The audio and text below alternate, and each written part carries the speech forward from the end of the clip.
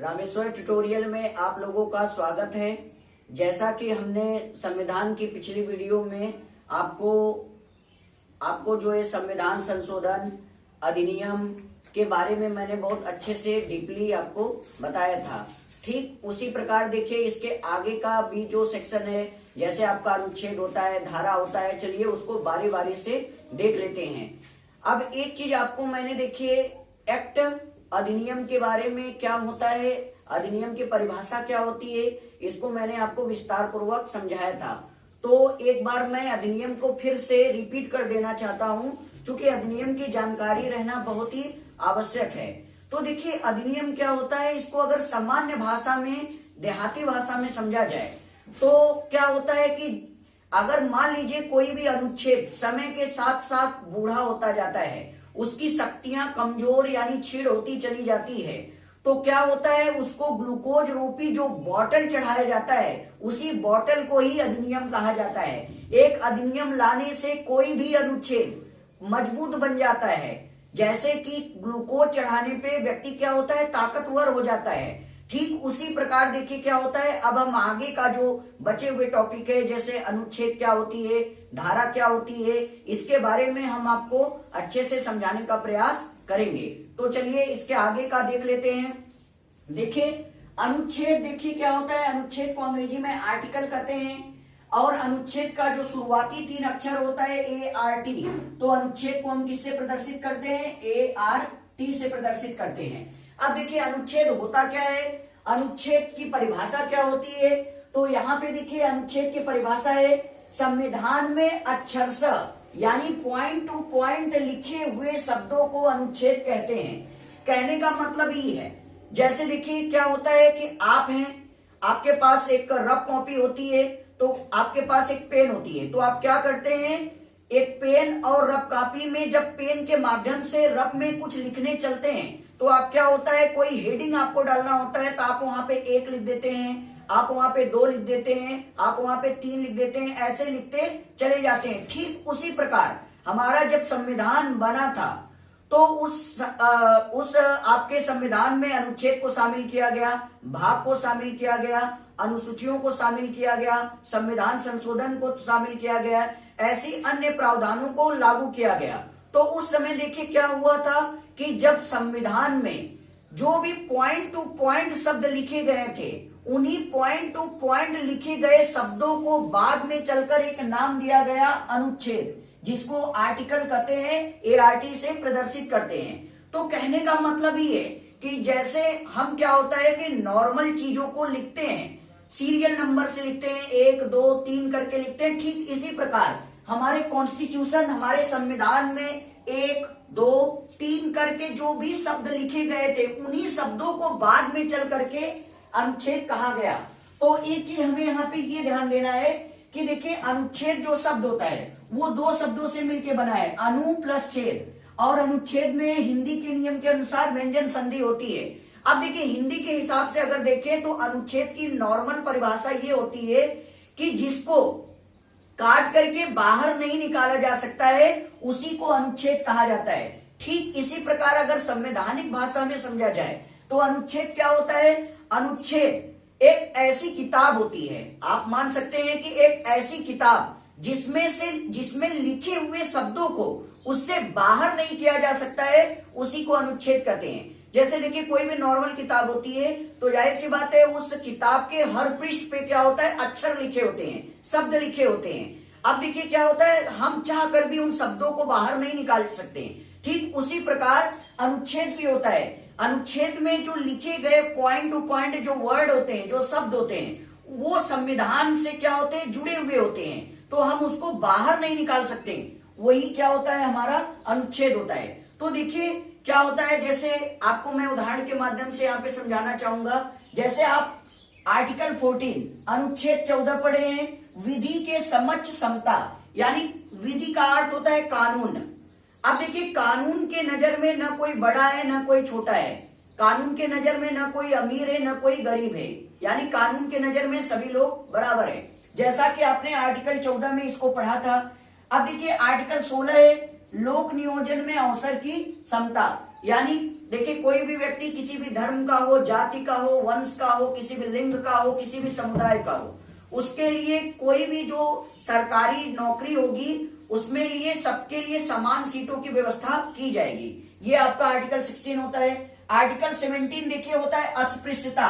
इसको अंग्रेजी में अनटचेबिलिटी कहते हैं। अस्पृश्यता को, अब देखिए अस्पृश्यता का मतलब होता है ऊंच नीच, छुआछूत, यानी सामाजिक जो आडंबर होता है, यानी कि आप इस जाति के हैं, आप किस धर्म के हैं, ऊंच नीच, छुआछूत, ये जो जातिगत और धार्मिक भेदभाव होता है उसी को हम अस्पृश्यता, अनटचेबिलिटी कहते हैं। तो ये आर्टिकल 17 में आता है। लेकिन आपको एक चीज, रोचक चीज आपको ये बता दे कि आज जैसा कि आप कोई भी अनुच्छेद होता है तो आप क्या लिख देते हैं, आप इसको शॉर्टकट में ऐसे लिख देते हैं। आर्टिकल मान लीजिए 14 है तो आर्टिकल 14 लिख देते हैं।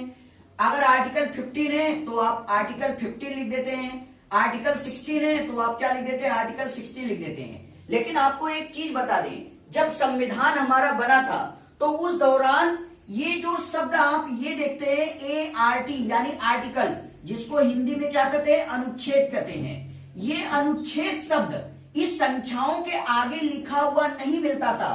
कब के समय, जब हमारा संविधान बना था तो हमारे जो संविधान निर्माता थे उन्होंने संविधान किताब में जो शब्द लिखे थे उन शब्दों के आगे न तो अनुच्छेद लिखा था न तो आर्टिकल लिखा था, केवल और केवल संख्याएं लिखी हुई थी उस समय। तो देखिए हुआ क्या, ये समय बीतने के बाद यानी 26 जनवरी 1950 को जब हमारा संविधान लागू हुआ उसके बाद में ये जो अनुच्छेद और ART आर्टिकल जो शब्द हैं ये संख्याओं के आगे लिखना आरंभ हो गए। शुरुआती समय में केवल हमारे संविधान निर्माता जो थे उस दौरान केवल और केवल 1, 2, 3, 4, 5 सीरियल वाइज से ऐसे लिखते चले जाते थे। तो आपको ये ध्यान रखना होगा कि ये जो अनुच्छेद शब्द है और जो आर्टिकल शब्द है ये मूल संविधान में प्रावधान में नहीं था, यानी इसको जो है संविधान में नहीं लिखा गया था। ये शब्द आपको मूल संविधान में नहीं मिलेंगे। इसको बाद में क्या है, इसको शामिल किया गया। तब जाकर के देखिए इसके आगे क्या लिखाता है, अनुच्छेद लिखाता है। इसके भी आगे देखिए अनुच्छेद लिखा जाता है। इसके भी आगे क्या लिखा जाता है, अनुच्छेद लिखा जाता है। लेकिन मूल संविधान में यानी संविधान बनने वक्त ऐसा नहीं था। तो आप क्या करिए, इसका पहले स्क्रीनशॉट ले लीजिए।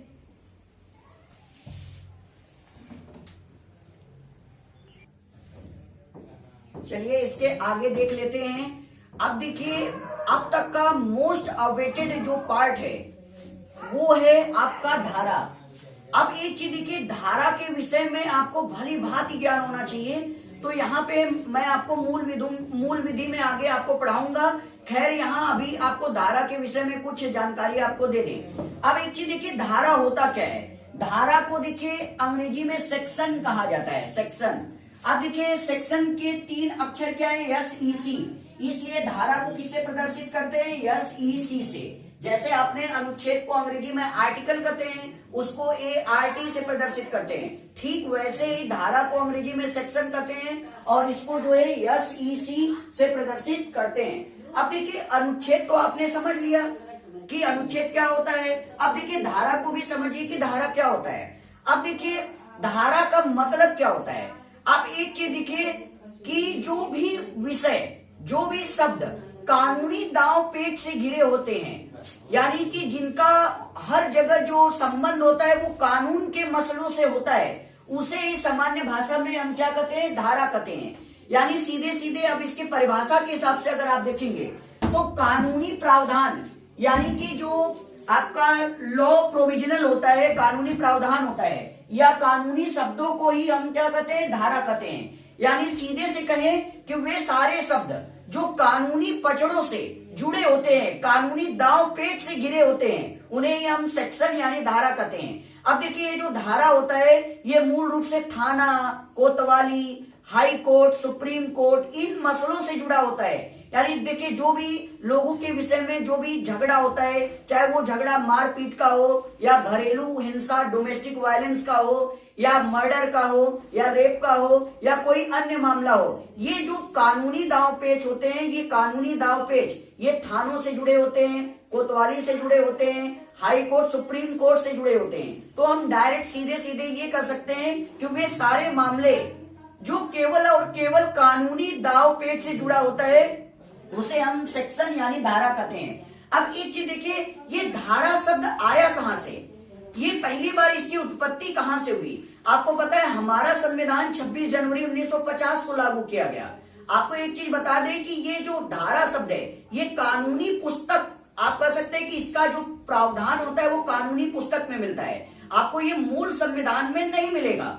इसको देखिए क्या हुआ, अलग से एक किताब के थ्रू इसको लाया गया। आपको पता है कि हमारे देश में एक कानूनी पुस्तक जिसको लॉ बुक कहा जाता है उसका नाम है भारतीय दंड संहिता। अंग्रेजी में देखिए इसको कहते हैं इंडियन पेनल कोड।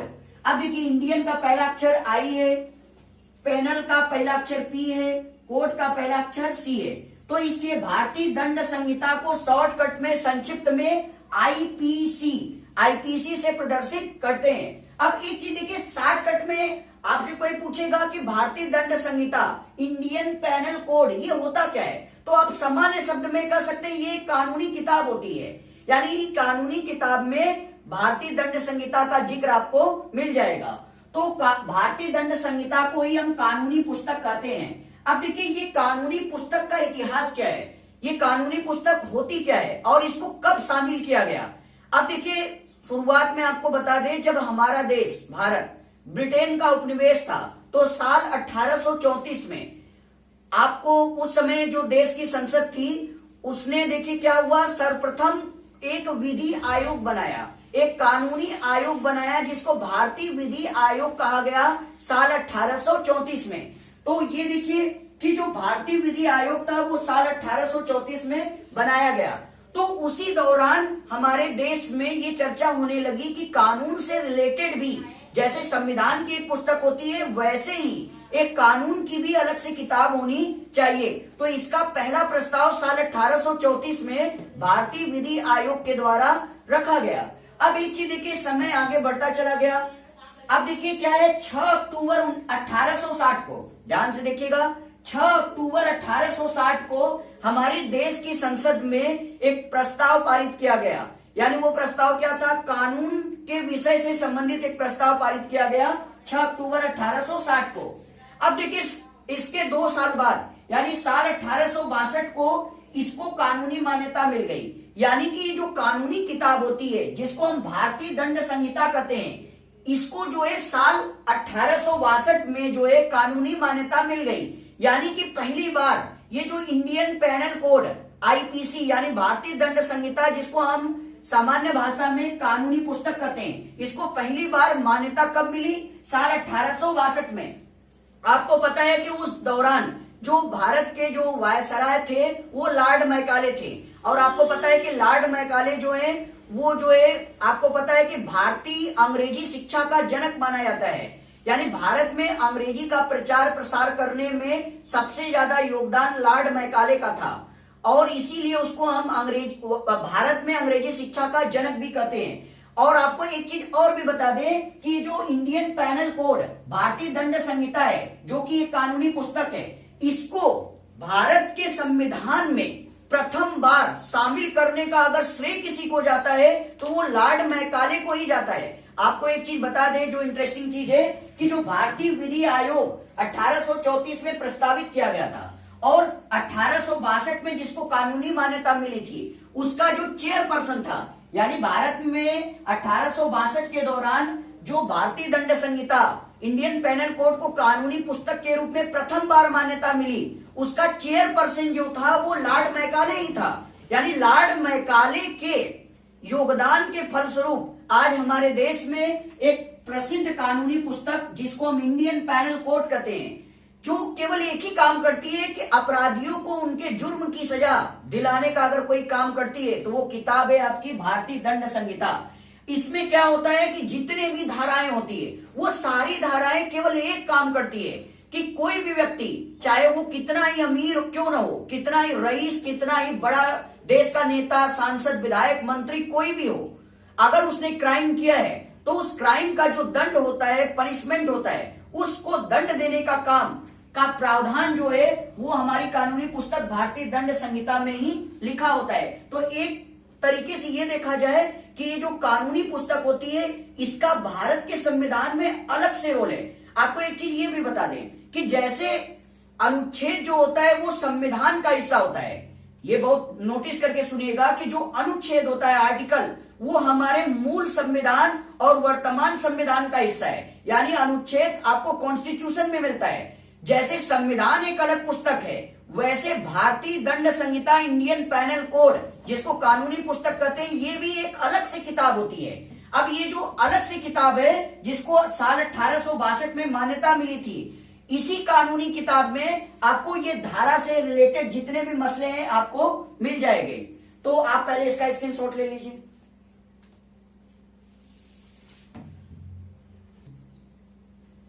एक चीज आपको और भी बता दें कि देखिए ये जो भारतीय दंड संहिता है इसमें अब तक कितनी धाराओं को, कितने विषय को शामिल किया गया है, तो 511 धाराओं को शामिल किया गया है। यानी आईपीसी की 511 धाराएं आपको वर्तमान समय में मिलेगी। जैसे देखिए संविधान में मूल अनुच्छेद की संख्या 395, ठीक उसी प्रकार आईपीसी की जो धाराएं हैं, जो विषय हैं, वो आपको वर्तमान समय में 511 मिलेंगी। ठीक इसी प्रकार देखिए जो चैप्टर होता है, चैप्टर माने अध्याय, यानी भारतीय दंड संहिता में चैप्टर की संख्या आपको 34 मिलेगी। अब देखिए अध्याय क्या होता है, चैप्टर क्या होता है। जैसे देखिए किताब होती है तो आप देखते हैं किताब का एक पृष्ठ होता है, फिर दूसरा पृष्ठ होता है, फिर तीसरा पृष्ठ होता है। ठीक उसी प्रकार जो भारतीय दंड संहिता होती है इसमें भी अलग अलग पृष्ठ होते हैं और उस अलग अलग पृष्ठों पे अलग अलग क्राइम का जो पनिशमेंट दंड दिया जाता है वो मैटर लिखा होता है, उसी को हम अध्याय कहते हैं। तो आप इसका स्क्रीनशॉट ले लीजिए।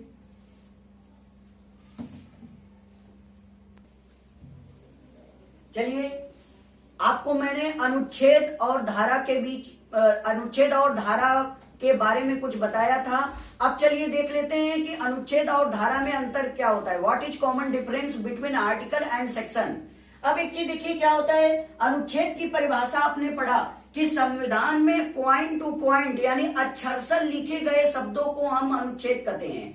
यानी मूल भाषा में कहें तो संवैधानिक शब्दों को हम अनुच्छेद कहते हैं। जबकि धारा किसे कहते हैं, तो धारा के विषय में मैंने आपको बताया कि जो कानूनी शब्द होते हैं, यानी जो इंडियन पैनल कोड भारतीय दंड संहिता नामक कानूनी पुस्तक होती है, उसमें किसी अपराध को करने की जो सजा होती है वो सजा क्या होनी चाहिए, इसके विषय में जहां लिखा होता है उसको हम सेक्शन यानी अंग्रेजी में सेक्शन और हिंदी में धारा कहते हैं। अब देखिए संक्षिप्त शब्दों में कहा जाए, इन ब्रीफली कहा जाए तो अनुच्छेद आर्टिकल होता क्या है, संवैधानिक शब्दों को हम अनुच्छेद कहते हैं। जबकि धारा सेक्शन किसे कहते हैं, कानूनी शब्दों को हम धारा कहते हैं। तो मूल रूप से ये कहिए कि संवैधानिक शब्द को अनुच्छेद और कानूनी शब्द को हम धारा कहते हैं। एक चीज आप याद रखें, अब जैसे देखिए मैंने कुछ आर्टिकल, कुछ अनुच्छेद यहाँ पे लिखे, जैसे आर्टिकल 14, आर्टिकल 15, आर्टिकल 16, ऐसे डॉट डॉट डॉट।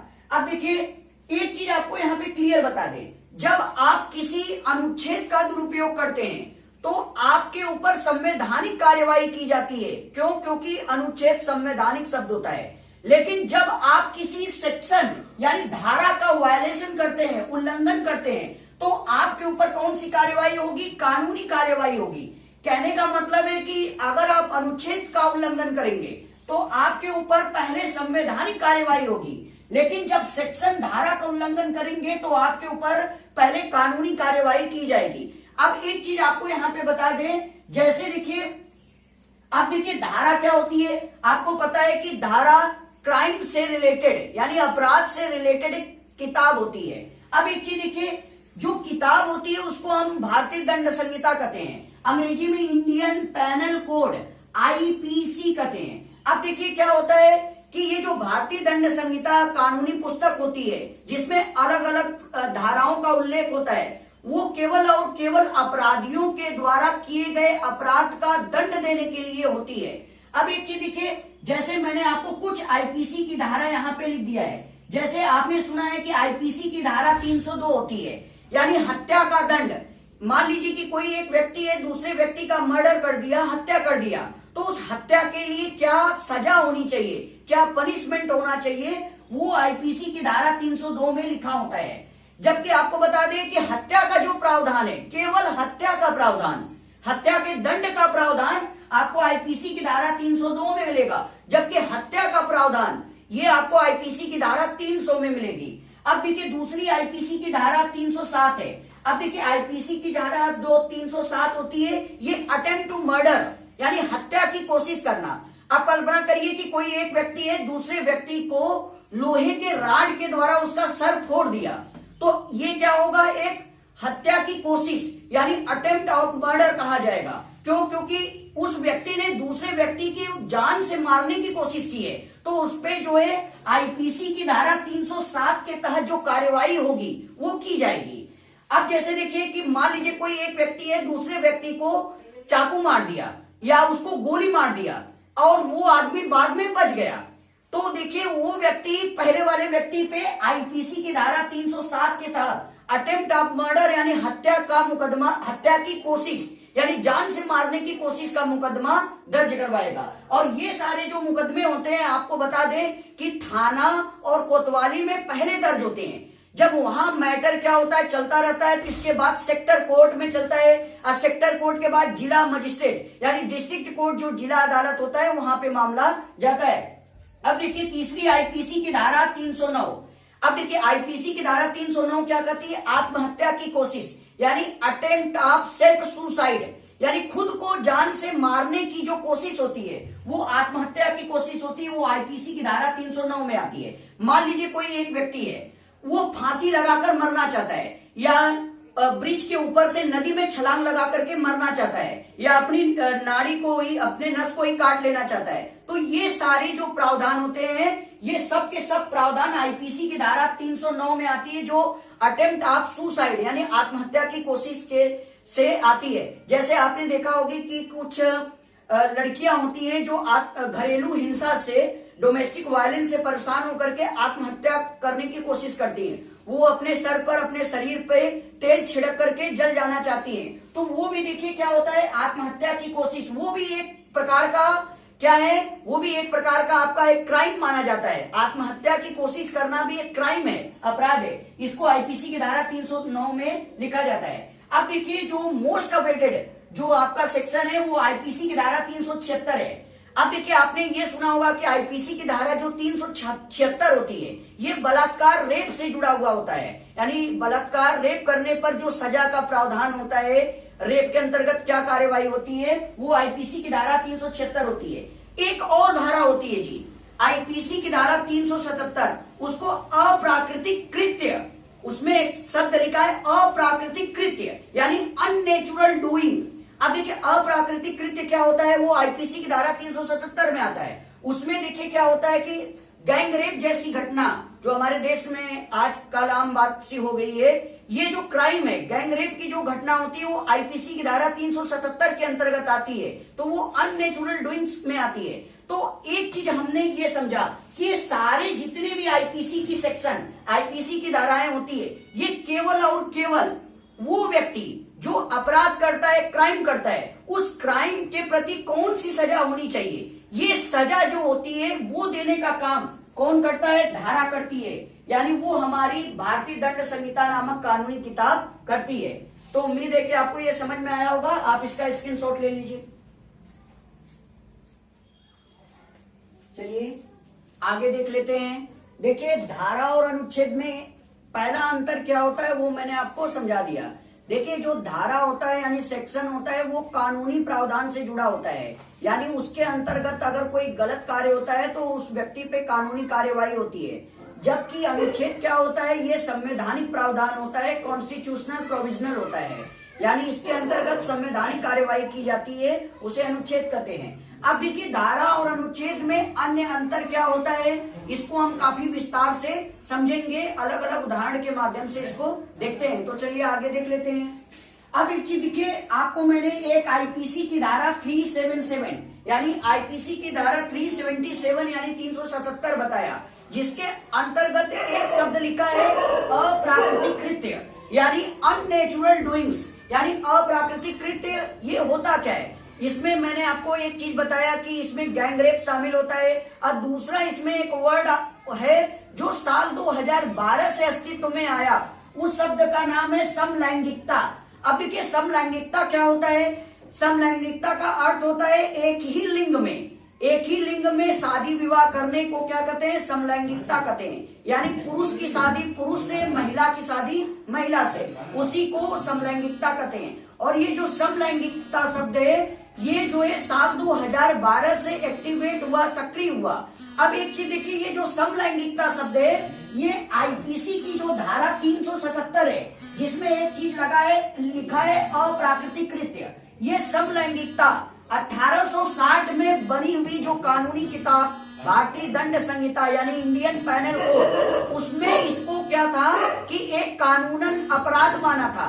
यानी कोई भी व्यक्ति जो वयस्क है, चाहे वो महिला है चाहे वो पुरुष है, अगर पुरुष पुरुष के साथ शारीरिक संबंध बनाता है, महिला महिला के साथ शारीरिक संबंध बनाती है, यानी समलैंगिकता को बढ़ावा देती है, तो ये आईपीसी की धारा 377 के अंतर्गत एक कानूनन अपराध माना जाता था। ये देखिए बात 1860 की थी, लेकिन देखिए समय आगे बढ़ने के साथ साथ साल 2012 में समलैंगिकता का मुद्दा एक बार फिर से उठा। देखिए साल 2012 में हमारे देश में यूपीए, अब देखिए यूपीए को अंग्रेजी में यूनाइटेड प्रोग्रेसिव अलायंस, संयुक्त प्रगतिशील गठबंधन, यानी हमारे देश में कांग्रेस और उसके जो सहयोगी दल थे उनकी सरकार थी।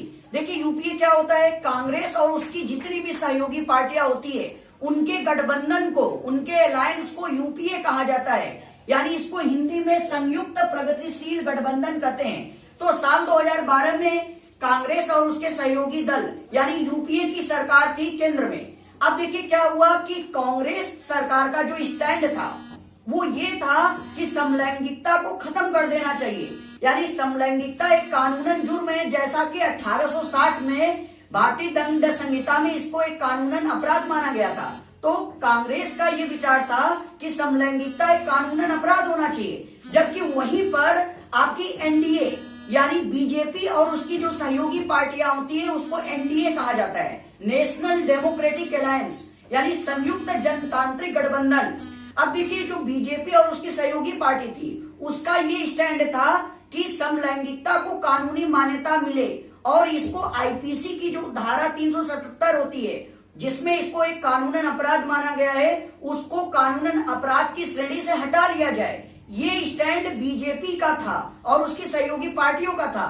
तो देखिए आपको पता है साल 2014 में जब केंद्र में बीजेपी की सरकार बनी यानी एनडीए की सरकार बनी, तो उसमें एनडीए की सरकार बनने के बाद जो मोदी सरकार थी, चूंकि वो पहले से ही समलैंगिकता के पक्ष में थी, तो उसने क्या किया कि समलैंगिकता का जो मुद्दा था उसको क्या है समाज के बीच में उठाना चालू किया। और उसका एक चुनावी वादा था, एक पॉलिटिकल स्लोगन था कि हमारी सरकार 2014 में बनने के बाद समलैंगिकता को कानूनी मान्यता मिल जाएगी, यानी कि समलैंगिकता को जो है कानूनी समर्थन मिल जाएगा, ये एक कानूनन अपराध अब नहीं होगा।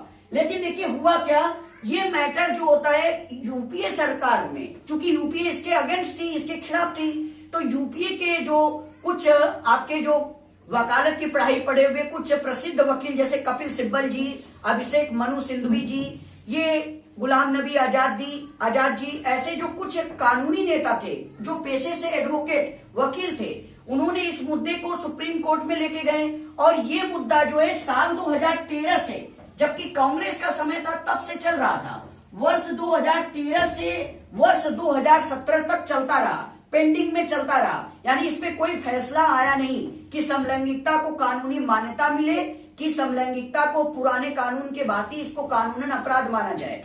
अब देखिए हुआ क्या, साल 2018 में सुप्रीम कोर्ट ने जो एक दिशा निर्देश जारी करते हुए, गाइडलाइंस जारी करते हुए मोदी सरकार को यानी केंद्र सरकार को एक सुझाव दिया कि आप इस पर जो है कानून बनवाइए। तो आपको बता दें कि वर्तमान समय में जो मोदी सरकार है उसने समलैंगिकता को कानूनी मान्यता प्रदान कर दी है। एक चीज आपको यहाँ पे बता दें कि देखिए समलैंगिकता को कानूनन अपराध मानने वाले 76 देश हैं, यानी देश में अभी भी 76 देश ऐसे हैं जो समलैंगिकता को मानते हैं कि ये कानूनन जुर्म है, कानूनन अपराध है। लेकिन देखिए कुछ देश ऐसे भी हैं जो अपने यहाँ समलैंगिकता को कानूनी मान्यता दिए हुए हैं। जैसे देखिए अमेरिका और ब्राजील, ये कुछ ऐसे देश हैं जो अपने यहाँ समलैंगिकता को कानूनी मान्यता दिया है। यानी कि कोई भी वयस्क जोड़ा, चाहे वो पुरुष हो चाहे महिला हो, अगर आपस में शारीरिक संबंध बनाते हैं तो वो कानूनन जुर्म नहीं होगा। लेकिन देखिए हमारे देश में क्या हुआ कि साल 2018 में सुप्रीम कोर्ट ने क्या किया कि आपको पता है कि अनुच्छेद 14, आर्टिकल 14, आर्टिकल 19, अनुच्छेद 19 और आर्टिकल 21 यानी अनुच्छेद 21, इसमें से आपको पता है कि जो अनुच्छेद 21 है ये जीवन जीने और आत्मरक्षण करने का अधिकार हमें देता है। क्योंकि अनुच्छेद 21 में लिखा है कि कोई भी व्यक्ति अपने स्वतंत्रता पूर्वक जीवन जीने का उसको अधिकार है। जबकि अनुच्छेद 14 में क्या लिखा है कि कानून की नजर में न कोई बड़ा है न कोई छोटा है, न कोई अमीर है न कोई गरीब है, कानून सबके लिए समान है। तो सुप्रीम कोर्ट ने साल 2018 में अनुच्छेद 14, अनुच्छेद 21, खासकर इन दो अनुच्छेद को प्रमुख आधार मानते हुए धारा 377 में जो एक प्रावधान है समलैंगिकता, इसको ये चेक किया कि कहीं से ये जो समलैंगिकता का प्रावधान जो आईपीसी की धारा 377 में आता है, कहीं से ये अनुच्छेद 14, अनुच्छेद 21 और अनुच्छेद 19 का किसी भी प्रकार से उल्लंघन तो नहीं करता है। इसको सुप्रीम कोर्ट ने चेक किया। लेकिन साल 2019 में, चूंकि 2018 में सुप्रीम कोर्ट ने कहा था केंद्र सरकार से कि आप गाइडलाइन इस नियम पे लाइए, आपका स्टैंड क्या है, आप क्या चाहते हैं कि समलैंगिकता कानूनन अपराध हो या इसको कानूनी मान्यता मिल जाए। क्योंकि बीजेपी सरकार पहले से ही समलैंगिकता के पक्ष में थी, तो उसने क्या किया कि समलैंगिकता को जो है कानूनी मान्यता प्रदान की। अब देखिए क्या है, आप इसका स्क्रीनशॉट ले लीजिए।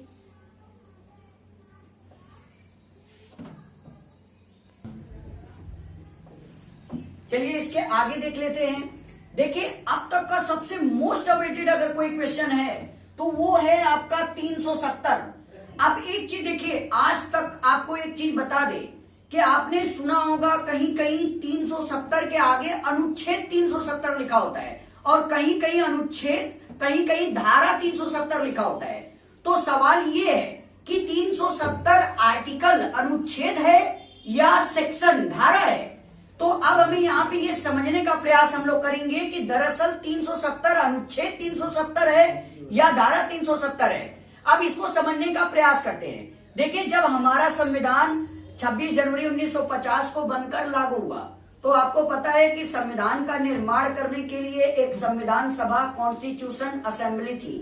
उस संविधान सभा में अलग अलग सदस्यों का निर्वाचन अलग अलग जगहों से किया गया था।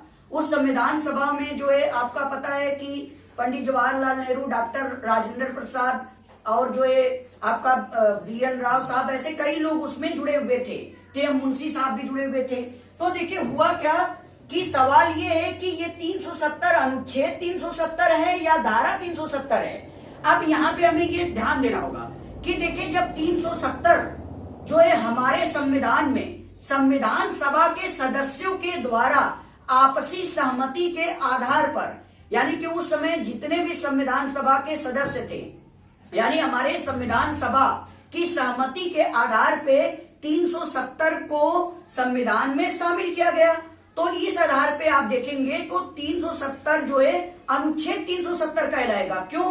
क्योंकि 370 को संविधान सभा की आपसी सहमति के द्वारा संविधान में पहली बार शामिल किया गया। तो जाहिर सी बात है कि 370 में लिखा हुआ जो प्रावधान है, जो शब्द है, वो संविधान से जुड़ेगा। और हम जानते हैं कि संवैधानिक प्रावधानों को, संवैधानिक शब्दों को हम अनुच्छेद कहते हैं। तो उस मद्देनजर अगर हम देखेंगे तो ये 370 अनुच्छेद 370 बन जाता है। लेकिन एक चीज याद रखें कि अनुच्छेद 370 में एक कानूनी प्रावधान भी बाद में चल करके उसमें जोड़ा गया। आपको ध्यान देना होगा कि शुरुआत में 370 अनुच्छेद 370 था, लेकिन कुछ समय बीतने के बाद ये धारा 370 में भी कन्वर्ट हो गया। यानी एक तरीके से देखेंगे तो 370 अनुच्छेद 370 भी है, आर्टिकल 370 भी है, और एक तरीके से देखेंगे तो ये धारा 370 सेक्शन 370 भी है। अब एक चीज देखिए, समय आगे बढ़ने के साथ साथ ये जो अनुच्छेद 370 था, क्योंकि आपको पता है कि अनुच्छेद 370 में लिखा है कि Jammu Kashmir will be A integral part of India and A special state of India. देखिए ये बातें जो था वो अनुच्छेद 370 में लिखा गया था, और उस समय के जो तत्कालीन जो है जम्मू कश्मीर के जो स्थानीय नेता थे शेख अब्दुल्ला जी, जो कि फारूक अब्दुल्ला के पिता थे और पीडीपी पार्टी के लीडर हुआ करते थे, तो उन्होंने ये कहा कि अगर अनुच्छेद 370 को कानूनी प्रावधान से जोड़ दिया जाए तो ये धारा 370 में कन्वर्ट हो जाएगा। तो ये धारा 370 में जब बदलेगा तो जम्मू कश्मीर का सदैव सदैव के लिए यानी हमेशा हमेशा के लिए जो विशेष राज्य का दर्जा जम्मू कश्मीर को दिया गया है अनुच्छेद 370 में, ये धारा 370 के मद्देनजर हमेशा के लिए बना रहेगा।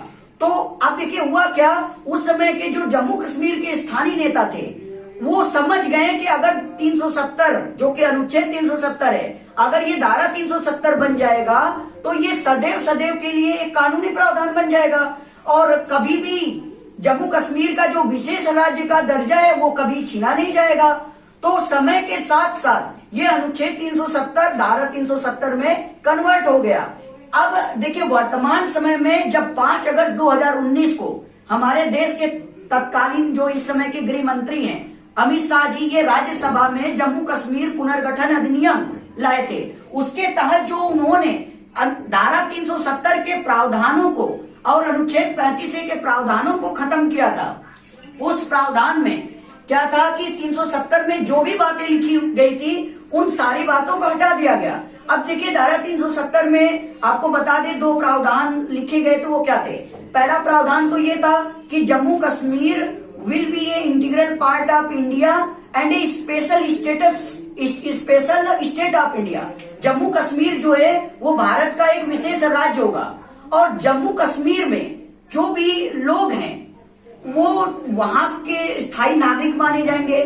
जम्मू कश्मीर जो होगा उसकी एक अलग नागरिकता होगी और भारत की एक अलग नागरिकता होगी। जैसा कि हम जानते हैं कि हमारे देश में एकल नागरिकता का प्रावधान है, सिंगल सिटीजनशिप है, यानी हम अपने राज्य के अपने केंद्र शासित प्रदेश के जो है नागरिक नहीं है, हम एक देश भारत के नागरिक हैं केवल। लेकिन जम्मू कश्मीर में जो धारा 370 में प्रावधान लिखा गया था उसके अंतर्गत यही लिखा गया था कि आप जम्मू कश्मीर के भी नागरिक हैं और भारत के भी नागरिक हैं। और उसमें देखिए एक प्रावधान था कि जम्मू कश्मीर का अलग झंडा होगा और जम्मू कश्मीर का देश का अलग झंडा होगा, जम्मू कश्मीर का अलग झंडा होगा। अब सोचिए कि ये जो प्रावधान थे वो भारत के संविधान से मैच नहीं करते थे, इसलिए 5 अगस्त 2019 को जो है राज्यसभा में वर्तमान केंद्र सरकार ने जम्मू कश्मीर पुनर्गठन अधिनियम लाकर इस कानून को समाप्त कर दिया गया।